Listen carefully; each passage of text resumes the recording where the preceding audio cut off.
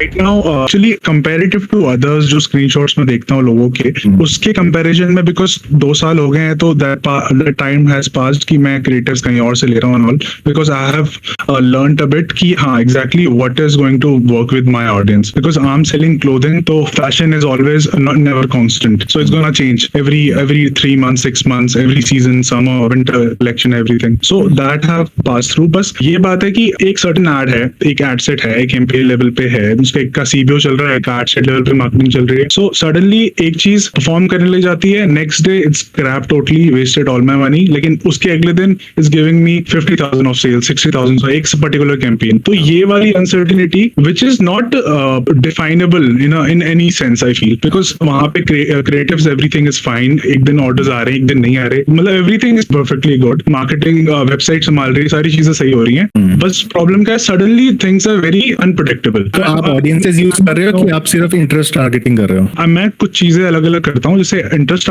Targeting करता हूँ, audiences करता हूँ, many times I go with open audience also, because Facebook knows who to sell to, they are smarter than us I feel. इसके अंदर whenever I see these sort of things ना, I'd never look at, first of all I never look at 1 day का data, एक दिन का data ऊपर नीचे होगा ही होगा, you can't predict वो होगा, so whenever I look at data I look at 3 to 7 days data, and I take decisions based on that, so whenever I'm looking at, मैं last 1 week का देखूंगा या last 14 days का देखूंगा, and then I'll compare उसमें, and most of the time once I've scaled up to a certain level ना, consistency होती है कि average out करके over the last 7 days हमारा कितना revenue हुआ, कितना profit हुआ, कितना खर्चा है इसके ऊपर, वो सब चीजें हैं। So अगर डे टू डे को एक तो पहले देखना ही बंद कर दो, ठीक है, और दूसरा आप रियलाइज कर जाओगे अपने पुराना डेटा, आपके पास 2 साल का डेटा है, आप देख लेना उसमें कि आपको कौन सी वाली चीजें सबसे ज्यादा बेस्ट परफॉर्म हुई हैं at a larger budget, not at small budgets, at larger budgets, क्या चीज आपके लिए काम किया है, एंड जनरली आप उन्हीं चीजों के ऊपर फोकस करो। What's your standard of large? Standard of large is मतलब it depends on कितना आप टर्नओवर कर चुके हो,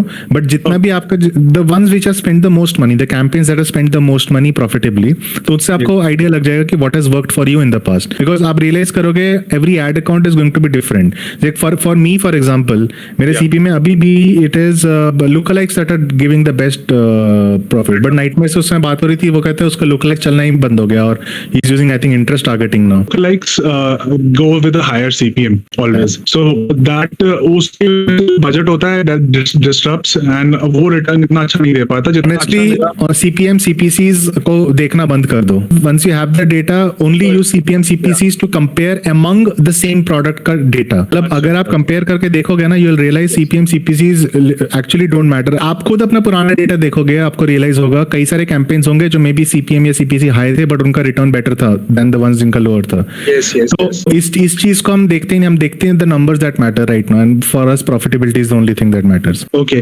what's the right way you feel is the right way to scale the marketing? How should we add the budget daily, or what's the way, correct way? So मैं एक example देके दिखाता हूँ, आपको बताता हूँ। मैं जब बात करता हूँ ना, नॉट कैंपेन स्ट्रक्चर, मैं अकाउंट स्ट्रक्चर की बात करता हूँ। Let's say you have one winning product right now going on. Yeah. So the best structure for your ad account will be one campaign which is going to be targeting cold, जो आपके interest targeting कर रही है, one campaign जो आपकी lookalikes वगैरह करेंगे try, अगर आपके लिए काम करता है तो, अगर आपके लिए नहीं करता काम then no lookalikes, only interest. And जो third campaign होगा that will be the retargeting campaign. That is it. Very simple structure. And ऐसे करके this same structure can be duplicated for multiple products also. But usually have a bunch of products that runs, because in clothing you can't sell one T-shirt or a shirt or something like that. You have to have a couple. Okay, तो carousel चल रहे होंगे फिर? Yes, carousel ads.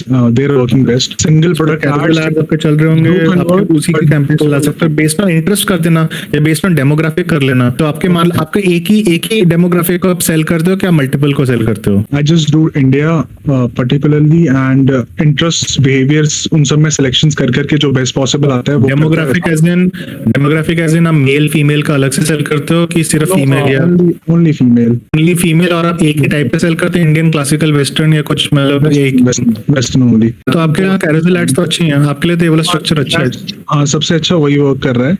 बस scaling में यही है कि for an example I set 3,000 rupees budget on a particular thing, उसके अगले दिन अगर उसको मैंने 4,000 कराया, ज्यादा भी बढ़ाया, तो इट्स गोना फॉल ऑफ। और उसको मैं डुप्लीकेट करके ही चढ़ता रहूं, that is the best way I think. Not one day, एक दिन का डेटा पहले देखो ही ना। जब आपने 3 से 4,000 किया तो एक तो 4-5 दिन वेट करो देखने के लिए। Okay correct, thank you very much. What you saw was a small recording from the complete problem solving session that was conducted live inside the Ecom Tower. You can watch the recording of that session as well as dozens and dozens of other sessions that we have conducted and attend future live problem solving sessions where you can ask your questions by joining the Ecom Tower for free. All you need to do is go to flying-start-online.com, sign up for a free Shopify trial, connect your store to Flying Start Online so that you get access to the lobby.